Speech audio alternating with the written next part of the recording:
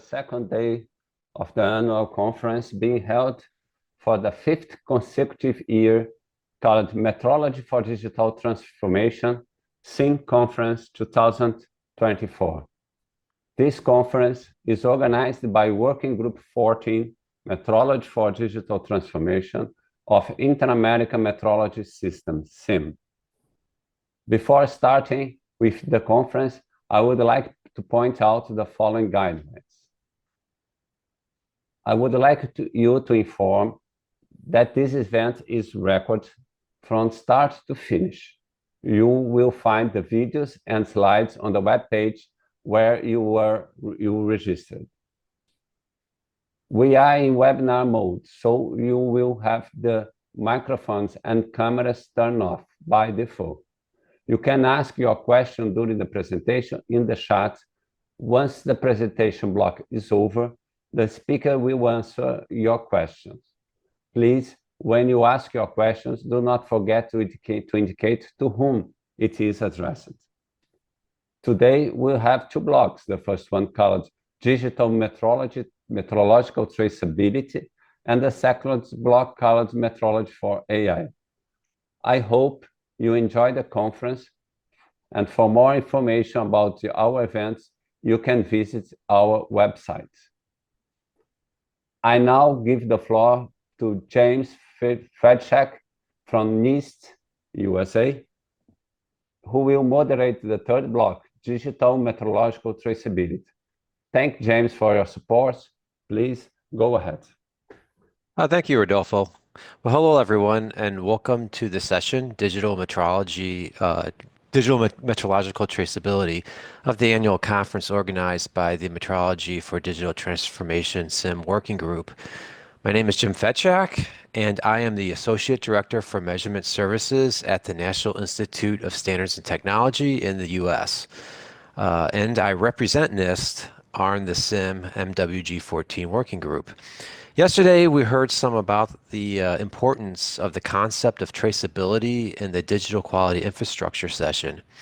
Here we continue that discussion, noting that the digital representation of traceability can potentially add significant value to the digital representation of metrological data and be of significant value to the users of such data. Yesterday, we also heard a summary of the BIPM Forum on Metrology and Digitalization. In a meeting of the BIPM in March of 2024, it was decided that the workshop on digital traceability should be held at the AMECO 2024 meeting in Hamburg. Blair Hall organized the workshop, and it was well received. In this present session, we have 3 speakers from that AMECO workshop, and so this is like a mini version of that AMECO workshop.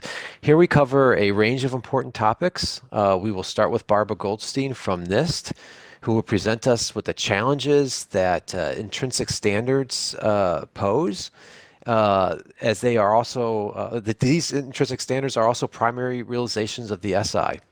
And especially in the context of the NIST on a chip program, which envisions deployable standards that are primary realizations of the SI. Ryan White will speak about the important notion of provenance and how it can be modeled. And finally, Charles Ehrlich will speak to the traditional notion of traceability and the importance of timelines, and provides us with many elements one needs to consider in a model for traceability. So now I'm going to introduce Ms. Barbara Goldstein, who is my colleague at NIST and serves as the Associate Director of the NIST Physical Measurement Laboratory. She leads the NIST on a Chip program, which is developing a suite of quantum sensors and standards to deliver traceable, embeddable measurements directly to the point of use.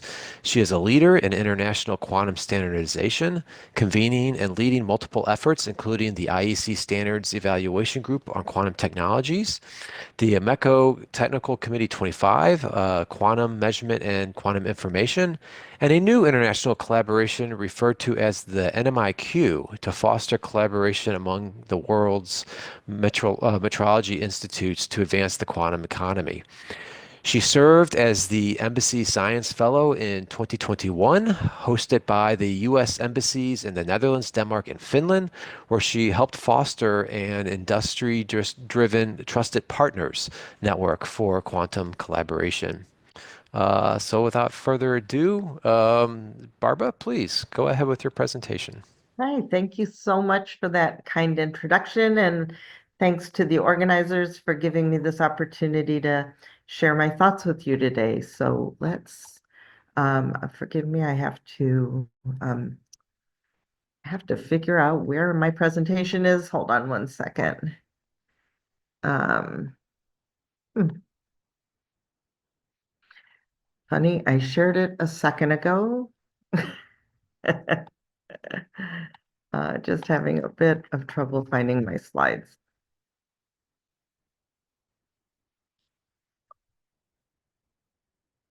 Um,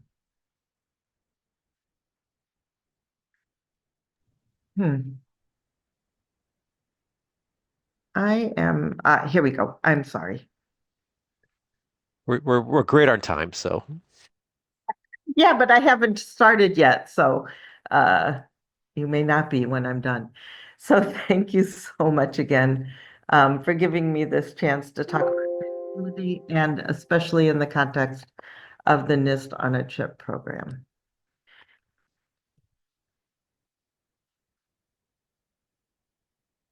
Okay, so innovations in technology demand that we also, geez, forgive me. You'd think I would have, I don't usually have so much trouble just flipping through slides. Let me try this one more time. Okay. All right. So innovations in technology demand that we also innovate the way we make our measurements and characterization to support that technology as it emerges. So it makes us rethink how we make measurements, how we deliver those measurements to where they're used, and how we ensure confidence in the measurements that we provide. So for every measurement that someone out in the world needs in industry or in academia that they typically come to NIST for, NIST needs to be able to make that measurement first. And we need to be able to make that better, usually a whole lot better than the accuracy needed out in the field at point of use. We have to have anticipated that you are going to need that measurement from us far enough in advance that we actually can craft the measurement with the precision and accuracy that's needed. And then we have to ensure that there's this, what I'm calling this bucket brigade, that takes the measurement from our labs at NIST out to where it's needed to provide confidence in operations. So every time a measurement moves along this bucket brigade or calibration chain, it costs time and resources, and it introduces uncertainty, and it sort of starts this countdown to expiration, right? Where you start to sort of leak out confidence, really, that the measurement is as exact as it was when we first made it.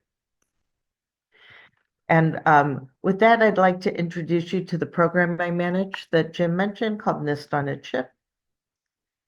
Oh, I'm not sure I fixed the volume. Jim, was that volume audible? Yes, go right ahead. Fabulous. Oops, thank you. Okay, let me go back.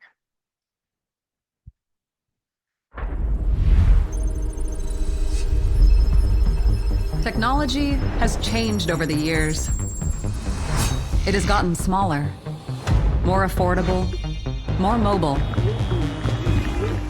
These advances demand a new era of measurement science. Introducing NIST on a Chip. These devices will combine the latest advances in metrology with the latest advances in technology.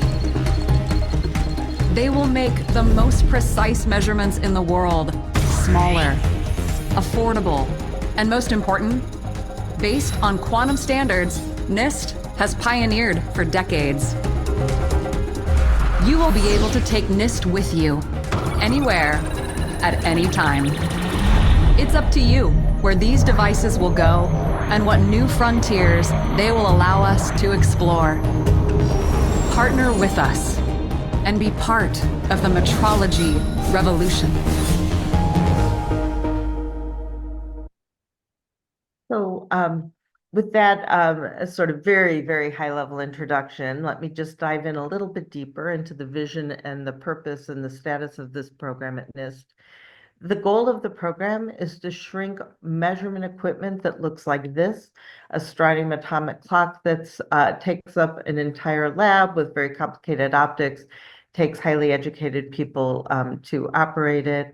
This 100 kilowatt thermal power meter that's so big that it needs to be carted around in a van to get to point of use, or this horn antenna that requires specialized facilities in order to operate, and to shrink them down to devices that look like these: a chip scale atomic clock the size of a grain of rice, an optical power meter that's small enough to embed directly in equipment like an additive manufacturing machine or welding booth, or these vapor cells of atoms that can be used as very exquisite sensors. And this slide shows just a sampling of some of the devices that we've produced to date.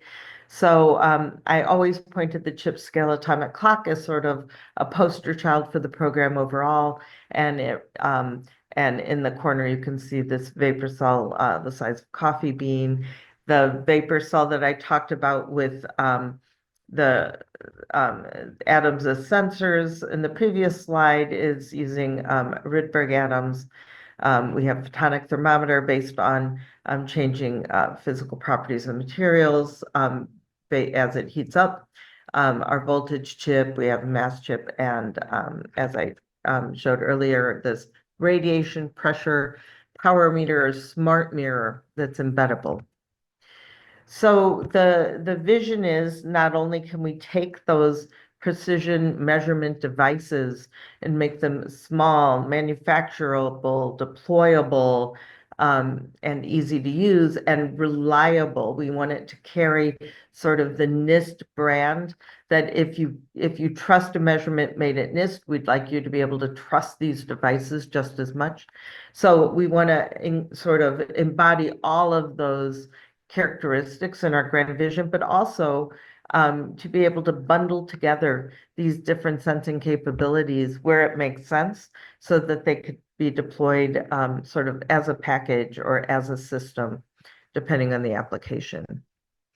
And what we're looking for is zero chain traceability so that you don't have to rely on a complicated chain of calibrations, but you'd have what you need, where you need it in a reliable way. But what do we really mean by zero chain traceability? It's meetings like this that give us the chance to sort of dig into that question. And so what does traceability really mean in a world now where you're not sending something to be calibrated to a lab like NIST, but rather where we've sort of democratized metrology in this way, and standards that are getting used might be inspired by very rigorous research done at NIST, but not manufactured by us, produced by third parties, and then used in the field. And if they're intrinsic standards, in other words, they're based on a fundamental property of nature, they aren't calibrated. So how can we have an unbroken chain that goes back to a metrology institute? And what do we mean by intrinsic? Just because it's based on quantum properties, is it really beyond reproach? And this is a quote from a colleague of mine at the Air Force that the Air Force has been a fabulous partner for us in this program. But he said, well, you're going to give me a sensor to measure force, but what happens when I land an airplane on it? How do we know that it still works? And then in this sort of new world where measurements are distributed and produced by third parties, what do we mean by mutual recognition, right? Because mutual recognition is really talking about NMIs and DIs, right? Mutually trusting each other's measurement, and there's an entire rigorous infrastructure that helps us have that trust. But now, what happens when we're not actually producing those standards that we want to have be trustworthy? And so a case study, we can look at the Josephson voltage chip. According to the VIM, an intrinsic standard is a measurement standard based on an inherent and reproducible property or phenomenon of a substance. So the Josephson voltage standard is based on fundamental constants like Planck's constant, charge of electron, the hyperfine transition of cesium atom. It realizes the volt, and it is used as a primary standard at NIST and at other institutes around the world. But it is not calibrated, rather its performance is verified because it itself is a realization. So how do we provide assurance in this world without that traditional traceability chain? Because an unbroken chain of calibrations doesn't make sense if we're not talking about calibrating. So what's being done with the voltage chip is interlaboratory comparison. This was a process that was established back in '91. It's conducted every 2 to 3 years to verify reliability and provide that link back to a metrology institute. And that provides scientific, rigorous evidence. But this system seems to provide that kind of assurance and confidence that these chips are working as expected. But this is an example where those Josephson voltage systems, they're actually still made by NIST, and they're maintained by experts in metrology at other measurement institutes. But what happens when other NIST on a chip standards sort of get to that point where they're third-party manufactured and widely deployed, and they are not produced by a measurement institute like NIST, and nor are they maintained by them. So, so just some thoughts about strategies, and also as Jim mentioned, we did a sort of mini symposium on this at the IMECO World Congress, and some other ideas sort of percolated up from those discussions, but I'm very much in a learning mode. I have a lot more questions than I do answers. So some ideas. Do you impose a quality system on these third-party manufacturers of intrinsic standards? Do they qualify their production process? Do these third parties need to participate in our regular intercomparison? But then how do we handle innovations that they make, right, as they productize the good ideas that bubbled out of NIST? Because there's always, NIST only matures technology to around a readiness level of 4 or 5 out of 9. So we leave it up to companies to mature the ideas the rest of the way. That's inherently an innovative process. So how do we handle the fact that different companies will produce these chips that in slightly different ways? And how can the manufacturers anticipate all the ways that these standards and sensors will be used once they're deployed? Do you have to impose some sort of quality assurance process on the users of these embeddable chips? Do you make chip scale standards report back to a metrology institute? I can tell you that our partners in the Air Force and the other services in the US are not eager to embrace a model like that, where there's wireless information being shared on the status of a particular sensor. Do you need to run traditional check calibrations? So for example, do you take calibrated masses and weigh them on kibble balances? So, in summary, traceability is really an idea that's being challenged by standards that are intrinsic and thus not calibrated, and inspired but not manufactured by a metrology institute. And so it's sort of a fun, kind of rich problem to have. You know, how do we rethink what traceability means, and how do we rethink the role of a metrology institute like NIST in this kind of a world? And just posing the question about what's the difference between an intrinsic standard and a sensor. It's always fun to ponder. And as I said, I have more questions than I do answers, so I really look forward to thoughts and conversation with folks in the virtual audience today. And with that, I thank you again for your attention, and I apologize again that it took me so long to get my slides to work. So thank you for that.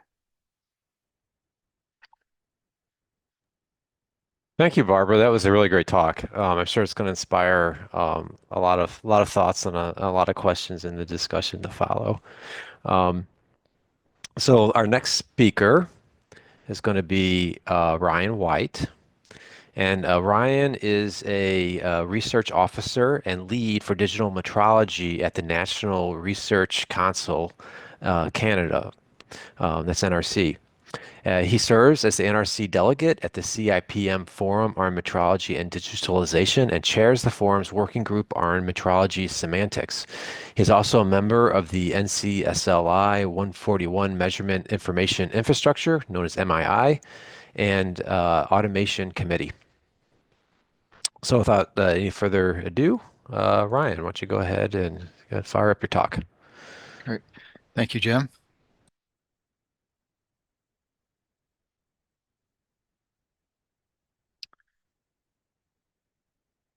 Hola a todos. Muchas gracias al grupo de SIM por la invitación para hablar. Thank you for my invitation to this group for this topic of provenance in the context of methodological traceability. So I'm here to talk about the relationship between this concept or notion of provenance and metrological traceability. And this is really work that's part of our efforts at the CIPM to advance digital transformation, digitalization, metrology. So in this talk, I want to try and motivate that the provenance and metrological traceability are both properties of a measurement result. And so they're information that needs to be passed along to support trustworthiness of measurement. And so we'll talk a bit about what provenance is and what provenance metadata is, and then I'll talk about metrological traceability and provide some definitions, and look at a conceptual model to help us distinguish these concepts. And then based on that, I'll talk about how we can start to improve practice, our current practices with provenance metadata. So provenance is the fact of coming from some particular source or quarter. And this is straight out of the Wikipedia or Oxford English Dictionary. It's a definition that's initially been applied to works of art or historical objects. So provenance information helps to establish authenticity based on its origin. I show you here a very famous example where Ryan, I'm going to interrupt you Yes. for a minute. I don't think you're in the right mode on your PowerPoint. Okay, Yeah, I don't think you're in presentation mode. it's not in prison to swap. Does that improve anything? Yes, thank you, because we weren't Okay. seeing your slides. Advance. Okay. Okay. I Okay, apologize. Go. That's not quite all Okay, right. great. So you should be seeing this image of a statue, and I show this example because the provenance information was really not there, and this piece of of work was acquired by the Getty Museum for on the order of $10 million, and is based purely on scientific methods for estimating the age of the stone, which was later discovered could be basically manipulated by chemical means. And therefore, without provenance information, you really lack any trustworthiness in the authenticity of this work of art. So provenance is very, very relevant, and it has become a relevant and important topic in the world of data and information. So two areas that's been greatly developed is basically within databases. So characterizing, computing the provenance of a particular query. And so this gives us information about how and why certain data items have become part of a result. There's also the idea of capturing the process of data. And so we can account for data dependencies that lead to the generation of a piece of data as a result of a sequence of process transformations. And this process provenance is increasingly important in the world of, say, fair data, where different information and data from various domains of science is trying to be brought together to form conclusions. Now, these are just a few examples, and it tells you that this concept of provenance is actually it's a domain agnostic concept and really can be applied to many problems. So the W3C working group on provenance. So W3C is the organization that establishes web standards.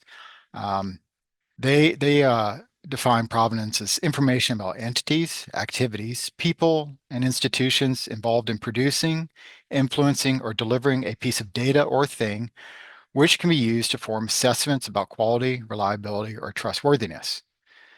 So we can already see hints of its relationship to the quality infrastructure and measurement and metrological traceability just from this definition. However, there's really no universally accepted definition because it's best to define provenance in its appropriate context. And so we need to know what the information is to be used for. So this is where we need to start thinking about the purpose of provenance metadata and provenance in traceability. So to give you some idea of the information that's contained within, say, provenance, we want to describe objects, the artifacts that a provenance statement is about, the attribution, so the sources or entities that contribute to the creation of that artifact, processes involved, justification, so documentation of decisions and entailment, so supporting explanations of the derivation of facts.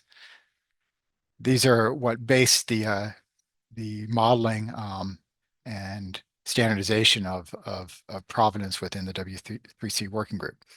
So let's now look at traceability a bit and then think about how to relate these two. So first, I share with you just the definition of the VIM. I think we discussed this yesterday a bit. So this is the property of a measurement result. Metrological traceability is property of a measurement result, whereby the result can be related to a reference through documented, unbroken chain of calibrations, each contributing to the measurement uncertainty. Now, what's not in the VIM, but has been pointed out by directors at NIST and talked about in other papers, and I think we'll hear more about this today as well, that this concept of traceability, in fact, only exists when there's scientifically rigorous evidence that's collected on a continuous basis, showing that a measurement result is producing documented results for which the total measurement uncertainty is quantified. So this documentation is really essential for all aspects of traceability, not only just communicating the calibration results, but also ensuring that we can produce those results on a continuous basis. This is how we realize the value of metrological traceability. And this value is its assurance and quantification measurement accuracy, and that's how we realize the role of our national measurement standards, really. So we need assurance, And we need evidence of assurance in order to support our claims of the quantification of measurement accuracy. So here I show a conceptual model of traceability. And this model basically breaks down traceability as a set of collaborative stages where measurement is carried out, each stage contributing to the overall likelihood of error on the final outcome. So at each particular stage, this may be the calibrations being done at an NMI and then later at a primary lab and a secondary lab and so on. Each of those stages need to demonstrate some competence in calibration. That competence allows each stage to document that likelihood of error on their final outcome. And that they can do that because that competence gives them the ability to basically describe the provenance of measurement error. And by doing so, they can account for that in a calibration. And at each stage, then we'll provide not only the documented likelihood of error, but the provenance of that result. And internally, we keep records of the provenance of our measurement assurance so that, say, our quality systems can be audited and maintained within our own internal processes. So provenance plays a role. And that provenance can be used to assess the quality of measurement. So we can demonstrate competence in calibration. We can show the provenance of, say, our measurement errors. We've accounted for the total quantification of measurement accuracy. And so there's some details about the provenance of that measurement result in the quantification of measurement accuracy. And there's evidence that supports our claims of metrological traceability. And so there are details of the provenance of our measurement assurance processes in our laboratory systems.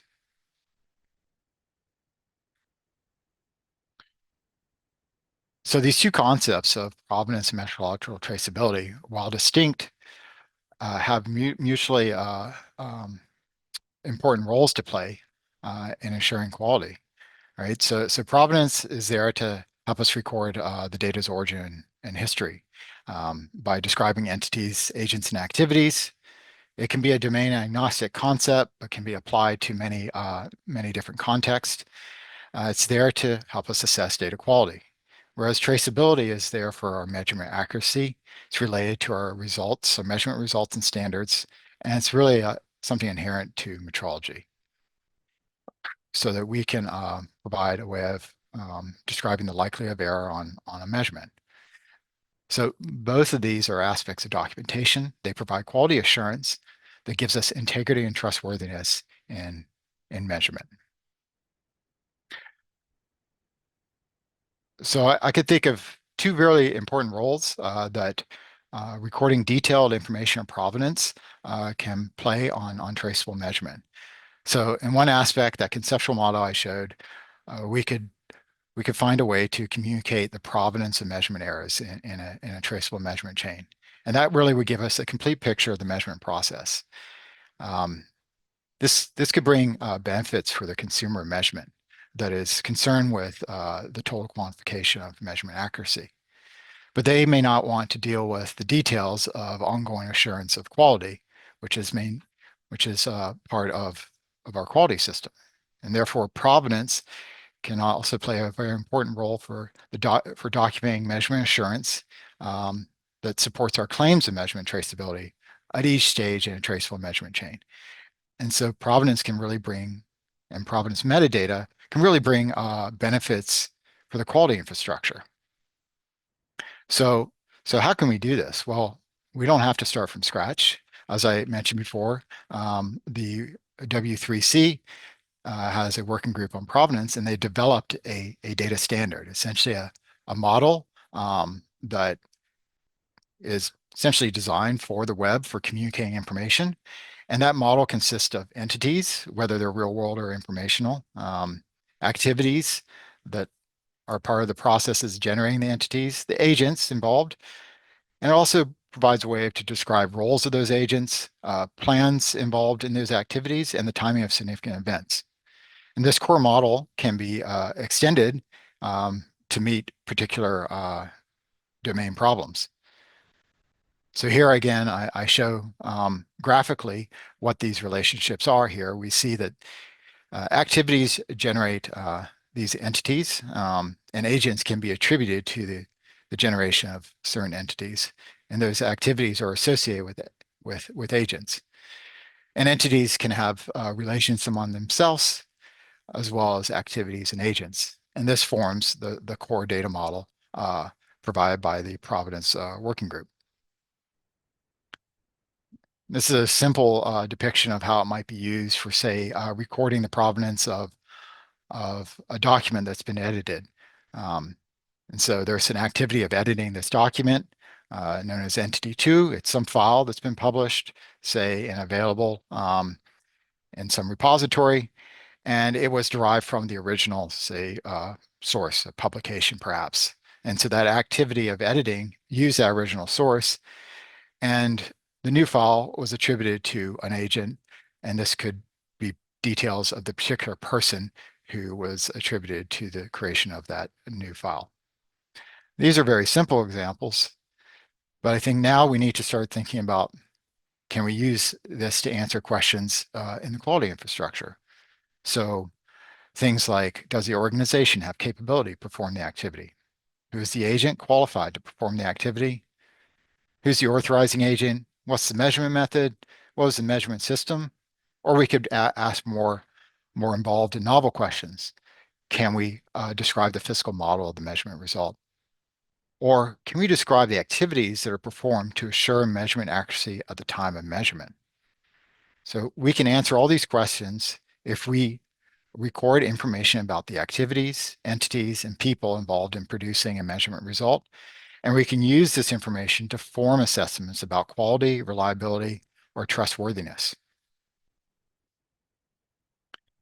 Moreover, if we adopt these existing standards, it does allow the metrology community that on our path towards digital transformation, digitalization, to really rethink about how we're currently modeling metrological data and measurement data. We can use provenance, for instance, to start to define concepts clearly that we see in our calibration reports or in the documented chain of calibrations. And it provides a structure and a set of well-defined semantics in order to express the provenance of metrological traceable measurement results, and however we wish to do that. Moreover, we can start to de-risk some dependence on purely internal approaches, because we can depend on existing data standards published on the web and maintained by experts in the field. And that certainly allows us to start reusing existing technology that's been built around these standards. Perhaps we can start to mitigate concerns that have been raised in many forums regarding security and confidentiality of measurement data. I think some of the more important points in our path towards digital transformation is really around making measurement data more findable, accessible, interoperable, and reusable. And so this effort around using existing standards helps us develop best practices in metrology for implementing fair data.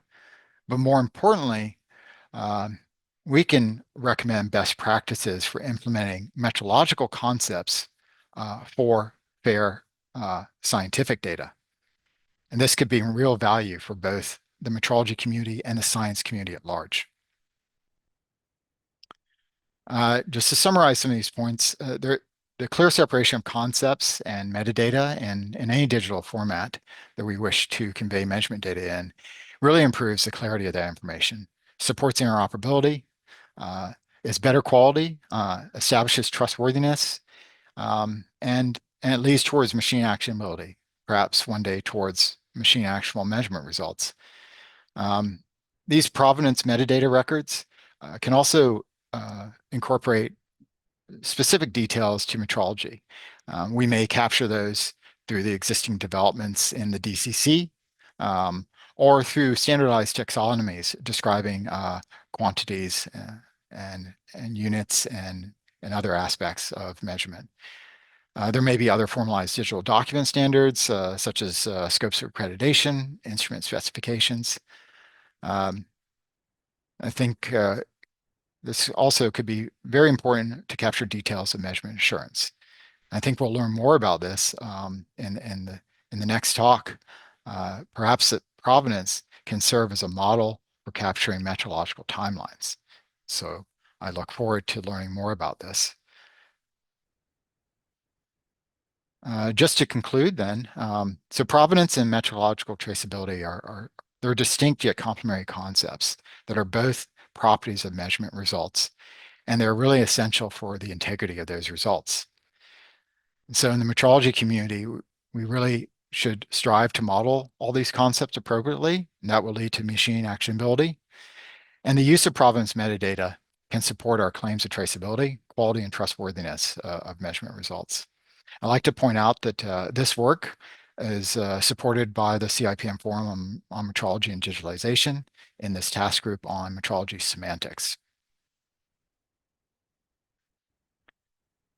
Thanks very much for your attention, and I hope you've enjoyed the talk. I'll leave you with just a few references in the last moments. Well, thank you, Ryan. That was a really great talk. I really enjoyed it. I really think it goes along well with not only the upcoming talk, but also with Barbara's talk. I can imagine that some of the provenance metadata could be important for the to ensure the traceability of the NOAC type of devices that she spoke of. And so this could be a really important concept going forward as we talk about new technologies and talk about digitalizing traceability to get full user value out of it. So again, I'm going to remind everybody that we're going to save all the questions for the end of the session after all three speakers have gone, and we should have plenty of time. So without further ado, then we're going to move on to our next speaker, who is Charles Ehrlich. Charles is a program leader in the Office of Weights and Measures at NIST. He has been a U.S. representative, the CIML member to the International Organization of Legal Metrology, OIML, for 25 years. He was the first vice president of CIML for 6 years. He's the chairman of the Joint Committee for Guides in Metrologies, the JCGM, Working Group 2, which is the VIM committee. He is a member of the JCGM Working Group 1, which is the GUM committee. He's historically he's been active in the NCLSI in multiple areas, including metrological traceability and intrinsic standards.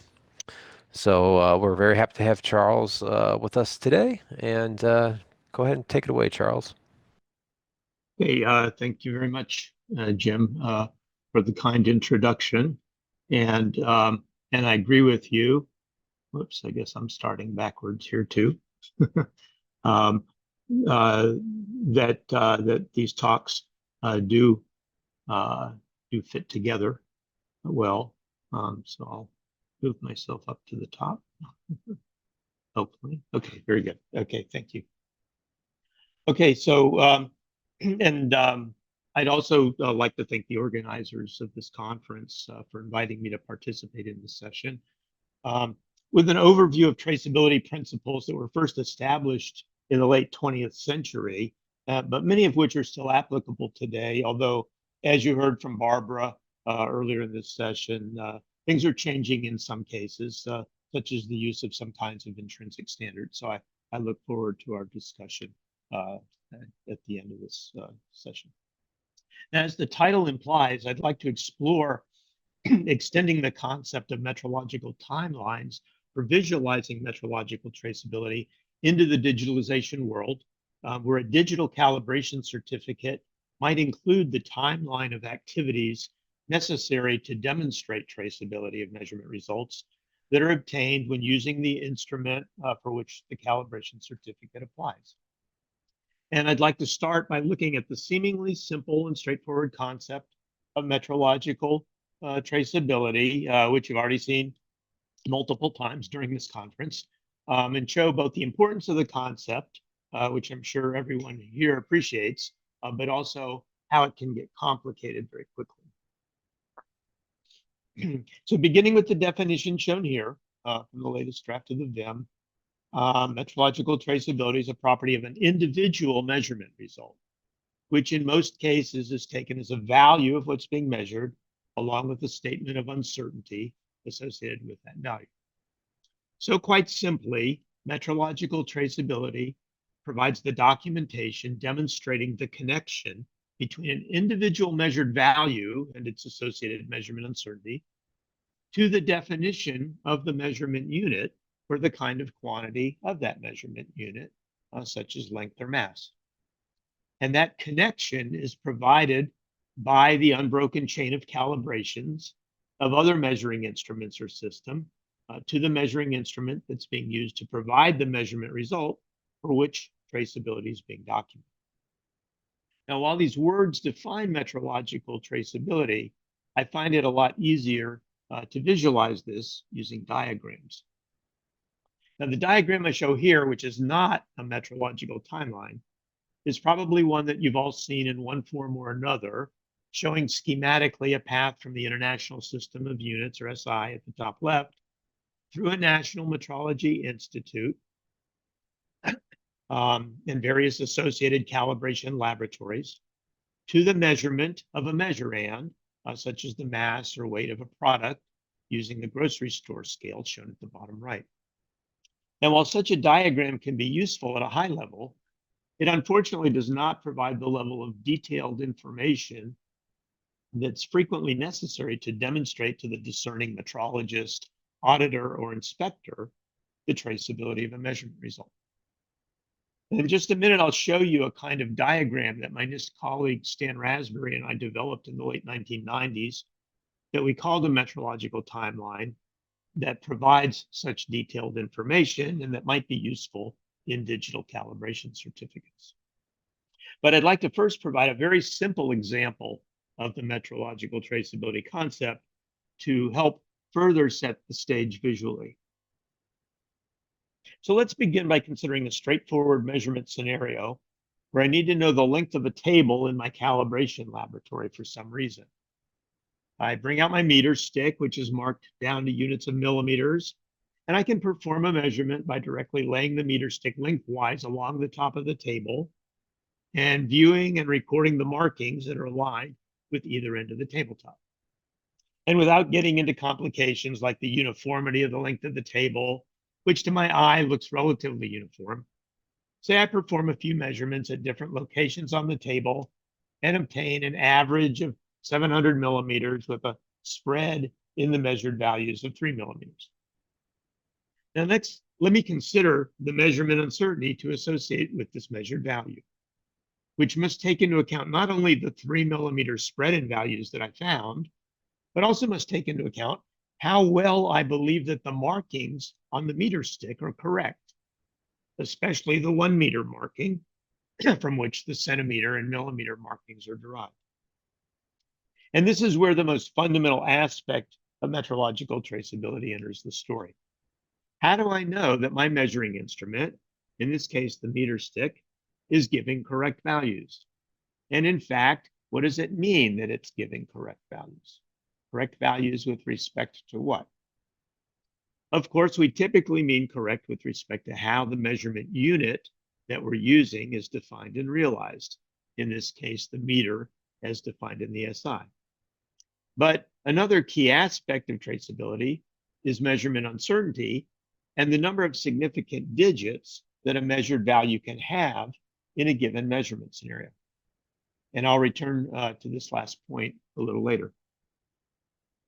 So in order to know whether my meter stick is giving correct values, at least at the 1 meter mark, for many years, I could have in principle taken my meter stick to the BIPM and had them directly compare the 0 and 1 meter markings on the meter stick to the international prototype meter maintained there, as shown in the photograph at the lower right. But let me emphasize right from the start, however, that taking or sending anything directly to the BIPM for calibration is exceedingly rare.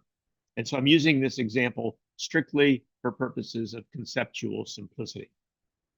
And further, the situation is quite a bit more complicated for several other reasons, including that considerably more modern and sophisticated length measurement methods exist than in my simple example, but the conceptual principle is frequently still the same. Now, I'll return to the complication shortly, but let me just point out now that in order to perform the calibration of my meter stick against the international prototype meter, there are two physical objects involved, the meter stick and the international prototype meter, and they both have the property or quantity length.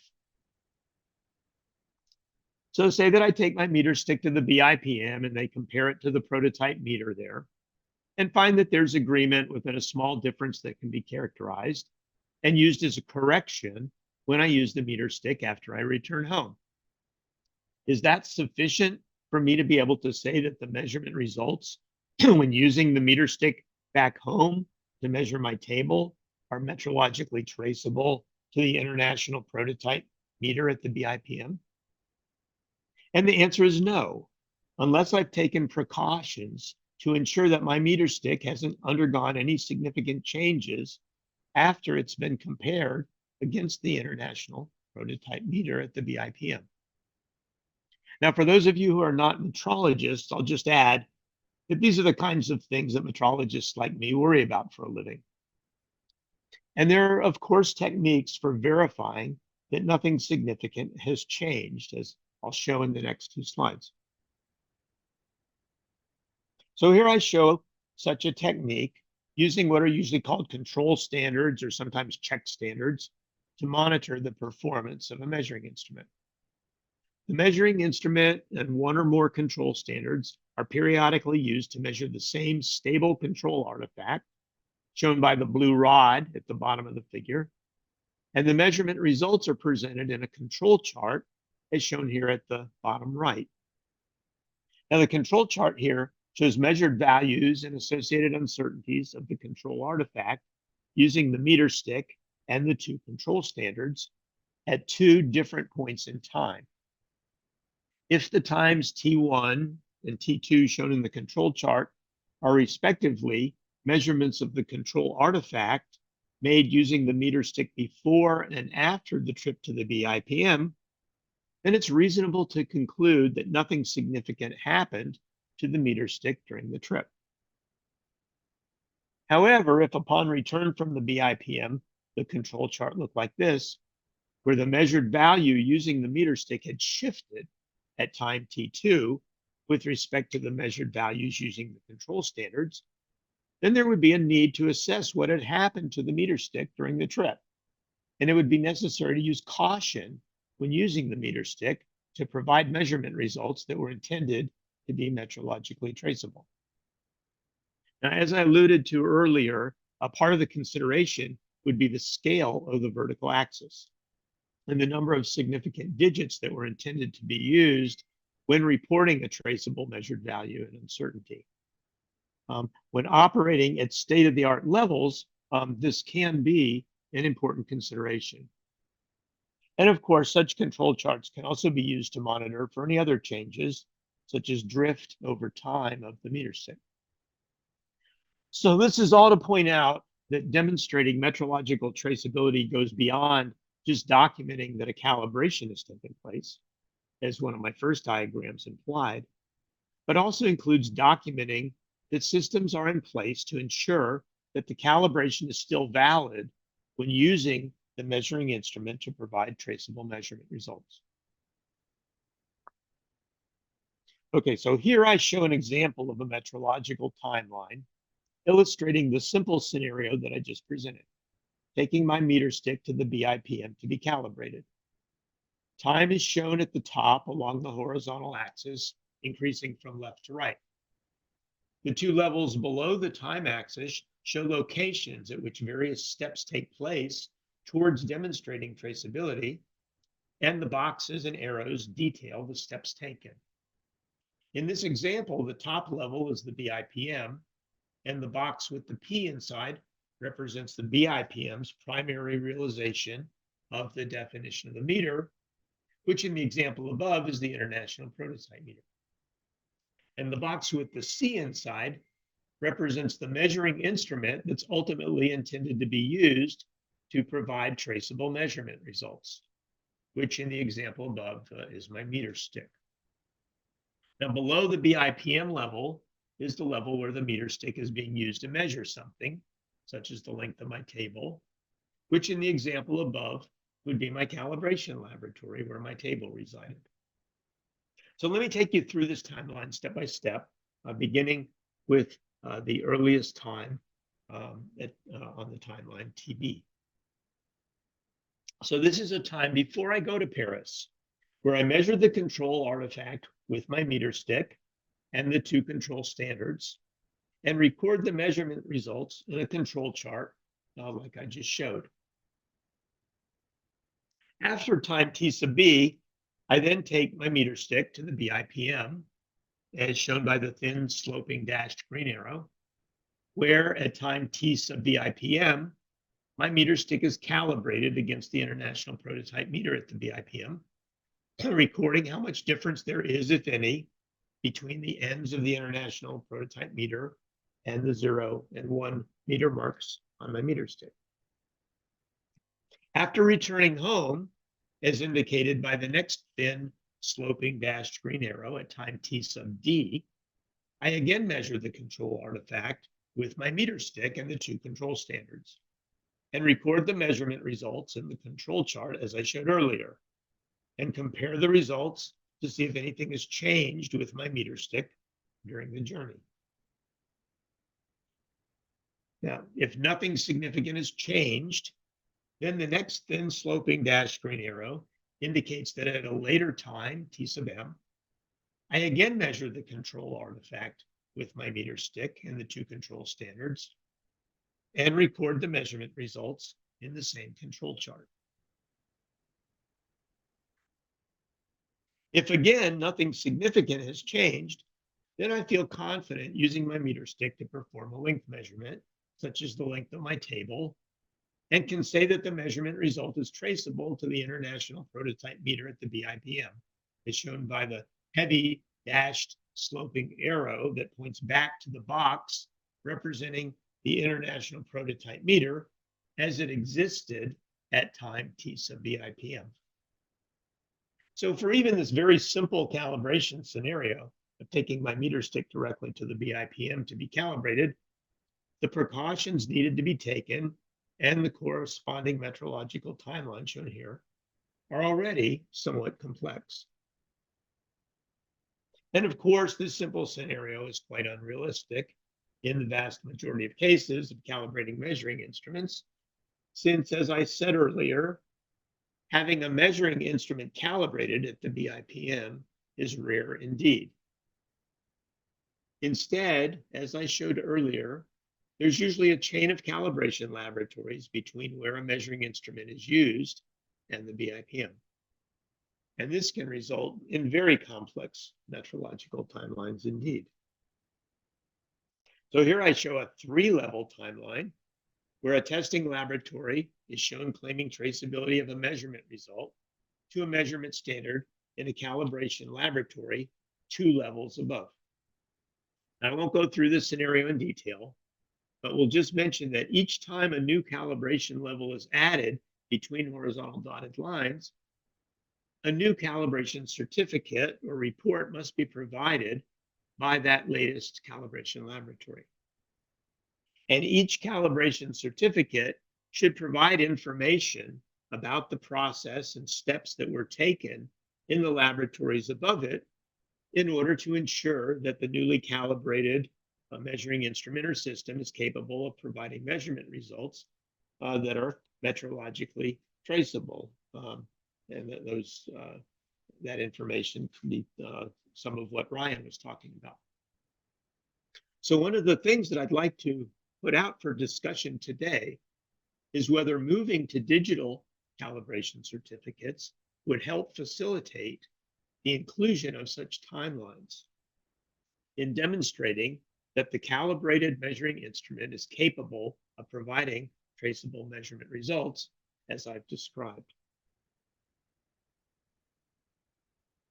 And the last aspect of traceability that I wanted to bring up during this presentation has to do with complications that occur at the top of the traceability chain at the BIPM and National Metrology Institute levels, as Barbara was alluding to. I believe that hers and other talks in this conference have and will actually be focused on this aspect. And since I'm just about out of time anyway, I'll just briefly introduce the topic from my perspective and look forward to hearing what the other speakers have to say about it. So here I again show schematically taking my meter stick to the BIPM data calibrated against the international prototype meter, but then I show below that I can also calibrate my meter stick using properties of nature, in particular well understood and characterized properties of cesium atoms in light. Now, of course, I cannot directly calibrate my meter stick against cesium atoms in light, but I must design and build an instrument or system that allows me to make a physical comparison. As most of you are undoubtedly aware, a few years ago, the definition of the meter, along with the definitions of the units of all the SI-based quantities, were formally changed in the SI brochure in terms of the so-called defining constants, which are constants of nature that are assigned fixed values with no uncertainty. And this is the so-called new SI. But the words defining the units in the 9th SI brochure are just that, words. But it is, of course, not possible to compare properties of physical objects, such as the markings on my meter stick, to a paper or a computer screen with words written on it. Rather, an object must be constructed that corresponds to the written words. And these objects that can be compared to are what are called practical realizations of the definitions of the units. And they can be constructed according to the guidance provided in the so-called mise en pratique in the SI brochure, at least for the base SI units. Now, I don't have time to go into any details about this now, but just show here the sequence of steps at the top of the traceability chain that should be documented in order to provide a complete description of the traceability of a measurement result to the definition of the SI unit. The mise en pratique for the measurement unit is first used to develop a physical realization of the definition, as shown in the middle box in blue, and then the physical realization that can then be used to calibrate one or more working standards, as shown in the bottom two boxes. Now, one of the advantages of the new SI is that such realizations and calibrations do not need to originate at the BIPM or even at a National Metrology Institute, as Barbara explained, but rather anywhere that has the resources and expertise to build such a system, as I indicate in bold and blue in the bottom two boxes. So here I show a possible high-level metrological timeline for the BIPM, where it realizes the definition of a unit by developing primary standards, denoted by the box with P in the middle. And again, control standards need to be maintained to track this consistency and stability of P as time goes on. But as I mentioned, a National Metrology Institute or other high-level laboratory might also realize and maintain such high-level primary standards, again, denoted by P. And then, as I showed earlier, these standards can be used to calibrate standards, denoted C, from other laboratories, which can be documented in a metrological timeline, such as this, with the National Metrology Institute or other high-level laboratory at the top. So I'm hoping that one of the things that this conference will be used for is to explore the feasibility of modeling and digitally incorporating metrological timelines, such as this, into digital calibration certificates for the demonstration of metrological traceability. Okay, so I'll stop here and we'll take questions, but I guess we'll take them as part of the Q&A session. Either way, I look forward to the Q&A session at the end. And for those of you who are interested, I provided here the citation and QR code to the timelines paper that I've been referring to. So thanks again. Back to you, Jim. Thank you very much, Chuck. That's a really great talk. And I think it's very interesting that the work that you did in 1998 has really renewed relevance as people are now discussing the possibility of the digital transformation of metrology and the relevancy that this could hold for modeling traceability. And it is the discussion section now, and so we do have some questions that have come in.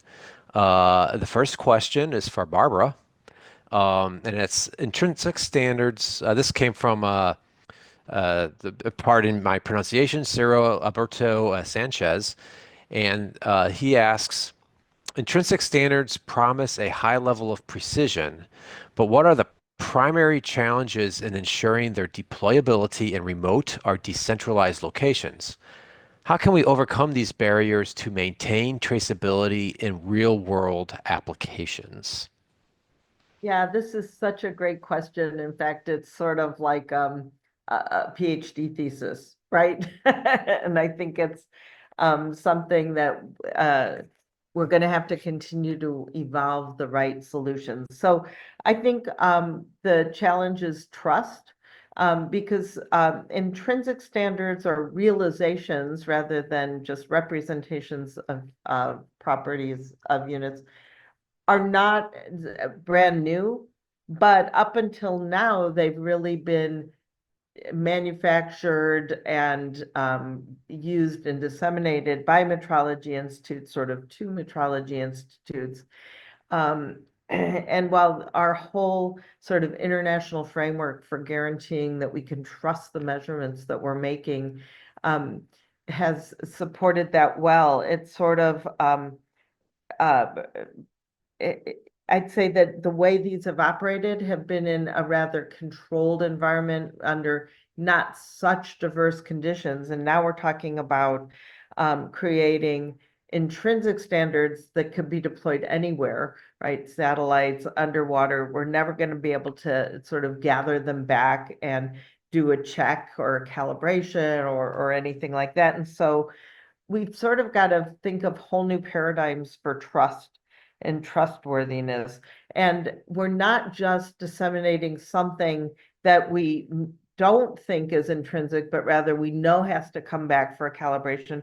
Now what we're disseminating are things that should be intrinsically accurate on their own.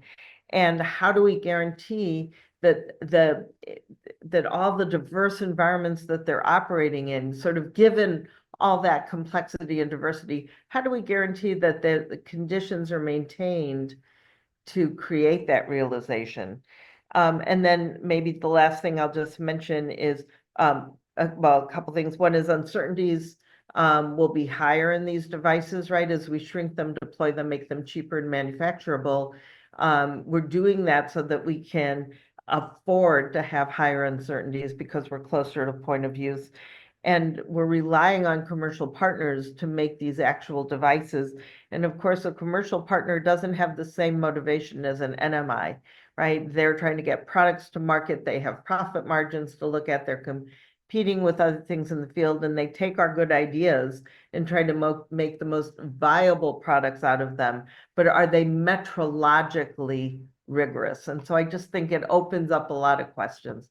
Thank you. Thanks, Barbara. And before we go on to our next question in the chat, I see that Claudia has her hand up. And so, Claudia, go ahead. Thank you. I didn't know how to make a question from this place, so I raised my hand. I had really a question for the whole panelists. Mainly for Barbara, you have named just in your answer the uncertainty of intrinsic standards. So we know that they came from universal constants, so we know that they are traceable. But what about uncertainty, and what about myth and practice of these intrinsic standards? Who will audit or who will control metrologically this uncertainty? and who will control metrologically this mission practice if there are any systematic errors? Yes, Claudia and I have a history together in the Quality System Task Force, right? So obviously we have this beautiful, rigorous infrastructure we've grown to really trust for the way we do business today. But in this new world, we don't have the processes defined to guarantee that same level of trust. And it comes down to the fact that it's no longer the Metrology Institute's in charge, right? But we are looking at commercial partners to produce things. And on some level, maybe I shouldn't think this is so different than we already have a whole community of instrument makers but they have a whole chain of events to trace back to an NMI. And I think this is a brave new world. And I wish I could answer that question. Claudia, ask me in 2 years, because I need to have an answer for that question, right? How are we going to do this? Maybe I'm sorry I talked too much. At the workshop that we did at IMECO, there were some very interesting ideas also posited that I'm starting to chew on. And one of them was the use of digital twins. Because if we're not just using intrinsic standard in a laboratory with a well-controlled environment, but we're using it out in the field, maybe we can pull in the smarts from AI and digital twins and having this replica of the environment where this standard or sensor is operating, and we can monitor that even if we can't directly monitor the standard itself. It's I think, a promising avenue. Thank you. Thanks again, Barbara. Going back into the chat, Sierra Bosa Sanchez had another question. This one directed at Ryan. It says, Ryan, provenance is critical for ensuring trust in metrological traceability.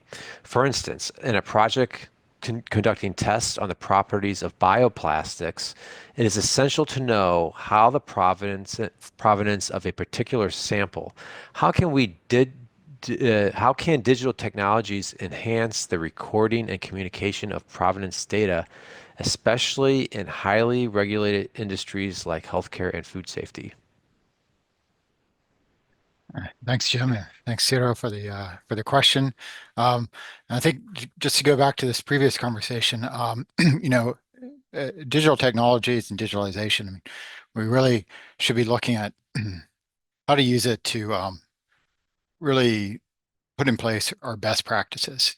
And I think, the world of quality and quality assurance, I mean, it has the intent of having the best practices in place. And there are places where we implement that. So we have to figure out ways to take those best practices and really embed them and use digital technologies. And I think, that is what the World Wide Web has brought to us, the ability to communicate information in a way that's robust and has high quality. And so, the web is based on standards. So not only do we need to continue quality of our own standards, but to embrace the world of digital and data standards to build on. And so that's where I think digital technologies can play a role for us, is that we can take advantage of evolutions of the web and how computer science is involving how we can communicate information. And so that's why I think this idea of capturing provenance can really help us embed our best practices in terms of quality assurance. And those are the types of things, once we've figured out how to do that for metrology's purposes, we can take that and bring them into our embedded devices. Capturing, recording, and distributing metadata is really a solved problem, right? So we just have to make it work for metrology. And so I think that's where digital technologies will come in place. Great, thanks, Ryan. You have another question in the chat from Jose Zaldivar. Says provenance brings robustness to the zero metrological traceability chain. Can you comment on this? Yeah, well, I guess that was my last point. You know, perhaps what needs to happen when when we have this new world of zero traceability and these devices, that we take our practices, let's say the NMIs, and we embed them so that there's ongoing quality assurance being automatically captured, because these devices will be taking there'll be continuous measurements being made with these intrinsic standards. And so perhaps the role of the NMI is to essentially evaluate these measurements going on, be able to understand the conditions in which they're being taken, and look at those events which possibly trigger greater uncertainties than expected, and bring that information back to the experts, right, where we can then study these in a more controlled environment. And you know, the technology is there, I think. And we just really need to figure out how to embed the right information and then share it with the experts. Thank you. So we have a comment from Louis Font directed at Barbara, and I'll give Barbara a chance to respond to it. So it says, "Hi, Barbara. Very interesting your exposition. Certainly, we all have many questions regarding these new challenges. I think it is possible for manufacturers of standards based on natural physical constants rather than our national metrology institutes to implement regular evaluations of their management systems. You can take the idea of the OIML outlined in document D27 adapted to manufacturers applying to the ISO IEC 17025 and the ISO 9001, or the CIPM MRA for those. Accreditation could also be a mechanism. It is vital that we also evaluate and organize comparison of manufacturers with National Metrology Institute. In the end, it is very important to ensure that these standards ensure traceability to SI units. Many NMIs in emerging economies use these standards to establish their national standards. This set of actions could result in a database maintained by the NMI or the CIPM where we can access these reliable producers of standards based on these principles."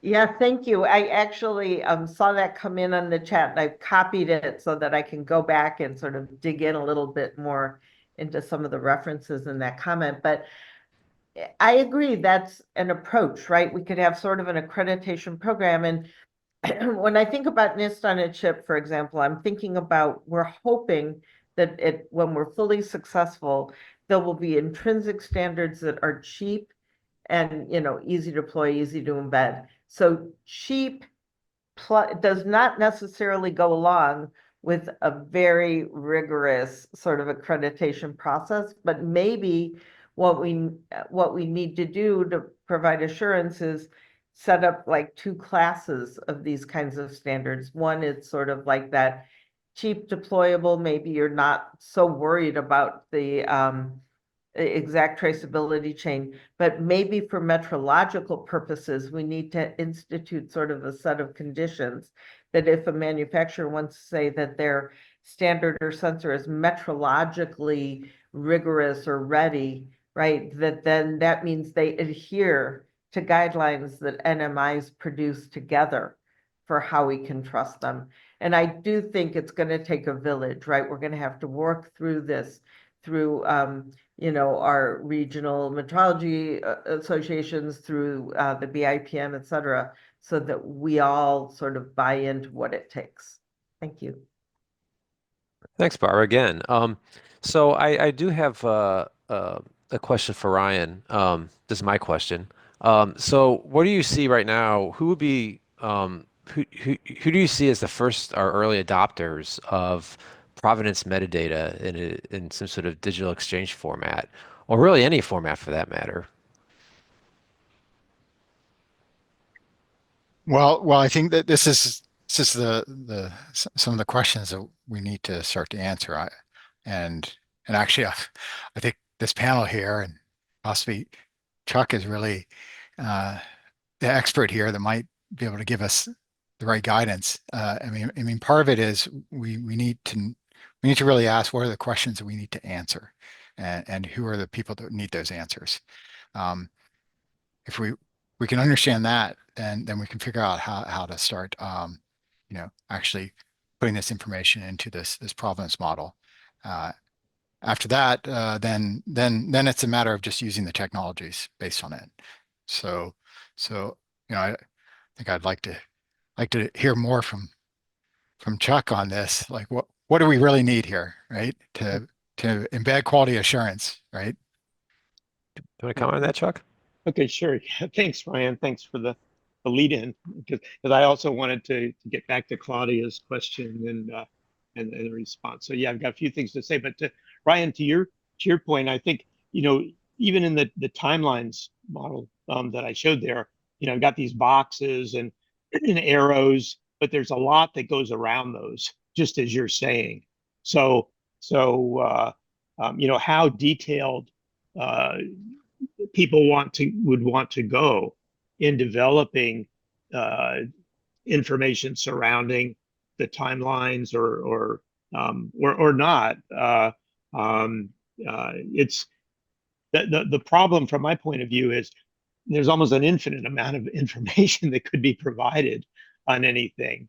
The beauty of the digitalization world is you can almost accommodate almost an infinite amount of information, but then the question is how much of it's really usable to people. So I agree. There's going to need to be a dialogue of this. In fact, interestingly, I just got an email today from somebody who was at the IMECO meeting that kind of leads into this. That brings up, if you've got all sorts of influence quantities surrounding a measurement, do you need to have traceability and timelines for all of those? And does that information need to go into the information that's provided? So I agree. This is, to me, the beginning of the dialogue too. I'm pleased. I've gotten some interest from one of the people at the NMIs that was at the IMECO meeting, and they are actually starting to develop something to incorporate timelines into a certificates, but they also but the question remains how much information would be there. So I think that this will be evolving, but just what do people need? I think it's going to vary too. It's going to vary. It's going to depend on what level of uncertainty is necessary as to how much of this information is provided. What any given auditor is looking for. So I think that the auditor community comes into this. So I think the answer will vary, but in the end, it's as you've said, it's we need confidence, and confidence needs to be provided to whoever the end user of the measurement result is. They need to feel confident. If it's a life or death decision, that's a different thing as to whether it's quite that important. So it's complicated. And so sorry for the long-winded answer. Jim, if I could go back though to Claudia's question, I wasn't sure. Basically, just to summarize, my understanding was just how do we know that?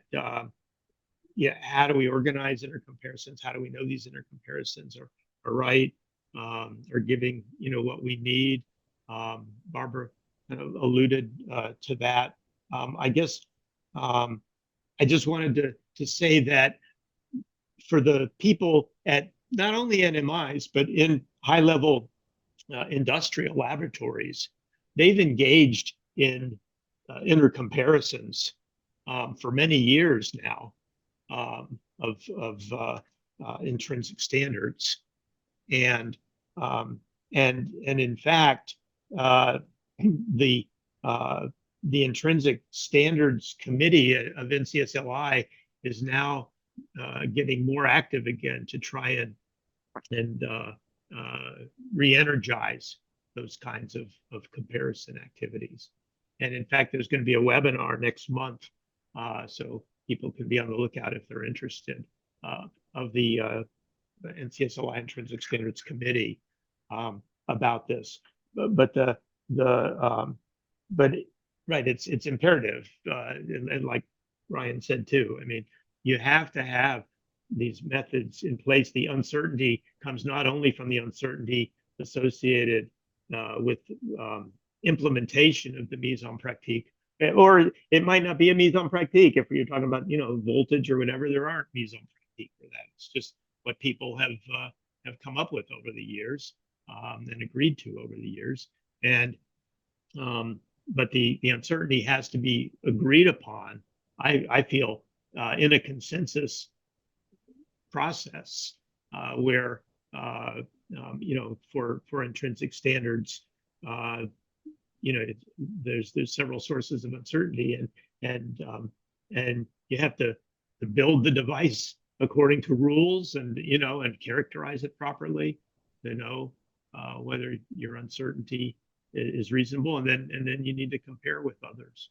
So I think that's all an important aspect of this. So yeah, I'll stop talking, Jim. No, that's fine. That's fine. It's good. We're running into the coffee break, but this is a very good discussion. I do want to make one comment on that real quick. I think everything you said is really right on. These comparisons and stuff are very important. But one of the challenges I think you hit with the NIST on a Chip project is that with things like the Josephson-Voltage standard, where you have relatively few deployed around the world, and they're big and expensive, and not that many people can even own them, and they're basically used as a calibration standard, if you will. But some of those things that are being worked on NIST on a Chip will be much more affordable, and there will be thousands produced, and they will be owned by people who are not necessarily top tier calibration laboratories. And so these kinds of comparisons may not be possible. So we will have to think about other routes for ensuring quality.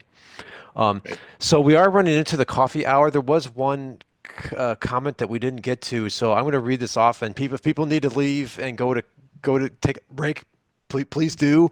We'll be back here in 10 minutes. We'll start again, but I do want to get a chance for this last question in. So this was addressed to everybody. This is from Javier. So it says, Barbara, Ryan, and Chuck, sorry I could not connect on time. I was able to hear from the last part of Barbara's presentation. Since I am at the QI Digital Forum in Berlin, and we have been talking a lot about DPP over here, my question would be, how far do you think we are for our global DDP? And can you relate this new concept to the old NIST on a Chip project? I'm actually not sure I know what DPP stands for. I didn't either, and I was responding to Javier. Feel free to email me offline. But Javier, I'm glad you're here. Maybe you can explain, because I don't know enough to answer. Okay, sorry. That's a digital product passport. Yes, That's digital passport. we might know with a different name, of course, but that's. I'm sorry, that was DPP, not DDP. I also made a typo, Mr. Rivera, but that's okay. Since we are running out of time, let's go to break. As you said, people need to eat something or just go to the bar, so maybe we can come to that question later on for the second part of the presentations. So don't worry about that. Okay. Well, thank you, everyone, and we'll reconvene here in 9 minutes. Thanks very much. Jim, yeah, thanks a lot. I've got another meeting I need to run to, so Yeah. Good seeing you, Javier. You guys, yeah, nice to see you. I'm at another meeting I should go back to, but I think Javier's comment also relates to this blockchain comment that we saw in the Q&A that came in, right? Of like tech, and maybe that is part of the solution, Javier, right? So I don't know enough to say, oh, how real is it? How soon is it? But maybe it helps provide sort of this mobile traceability or chain of assurance that can tag along with the standard or the sensor as it moves in the field. And if we're smart enough, maybe we can also have like environmental sensors bundled together with the sensor of what we care about, to say, here are the conditions under which it's been operating. And then if you think really broadly, maybe you bundle that up with a digital twin that says, okay, here's what we can expect in these environmental conditions. here's what it's been exposed to, maybe at least it gives us an estimate, right, of how trustworthy it's been, right?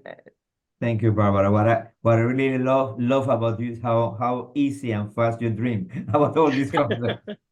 Thank you.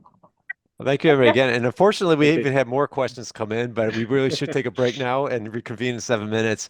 And we'll see if we get some of these answered maybe online. But this topic, it prompted a lot of discussions at IMECO, and it just prompted a lot of discussions here. So it's really great. And I want to thank all three of our speakers. I think it really covered a really nice range of topics that will have to be addressed in a digital world. So thank you, Barbara. Thank you, Chuck. And thank you, Ryan, for your great talks. And we'll be back in a few minutes.